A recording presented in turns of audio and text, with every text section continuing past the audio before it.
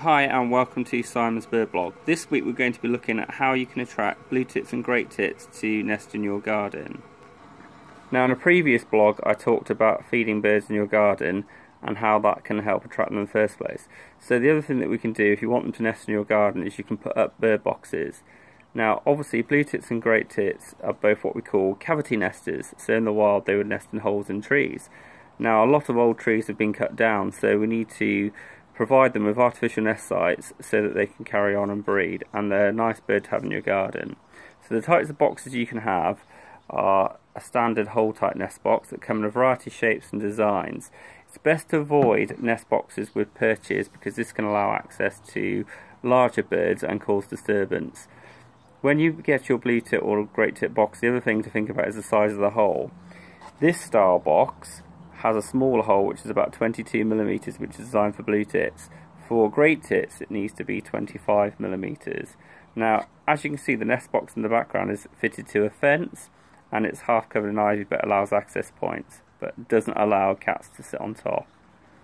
So you do need to think about where you put your nest boxes in relation to height and predators. So it needs to be at least a metre off the ground but no more than 3 metres up, and you can attach them to a tree or a fence depending on what you prefer. My preference is a fence as long as it can't be accessed by cats or other predators. So my preference is I use 25mm size holes, which is ideal for blue tits or grey tits. The other thing to think about is obviously competition from other birds.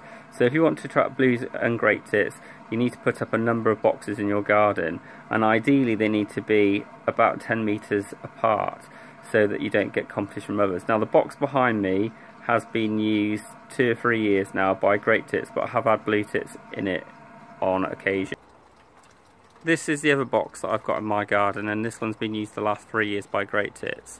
The important thing is to make sure they're big enough and they have enough floor space for the birds to nest and build the nest with moss and so forth.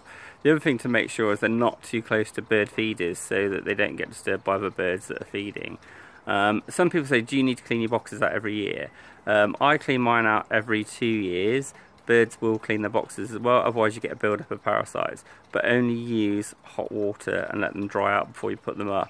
And if you're putting up new boxes, they need to be in place by the end of January, because most birds, especially blue tits and great tits, form their pairs by about Valentine's Day, so you need to make sure your box is in place. The other thing to remember is if your box is not used for 2 seasons consecutively, then you need to move your box. This will greatly increase the chances of birds using your boxes, and hopefully, all going well, when you apply these rules, you'll get blue tits and great tits and get many hours of enjoyment from having birds nest in your garden. So do something for nature and put up a blue and great tit box.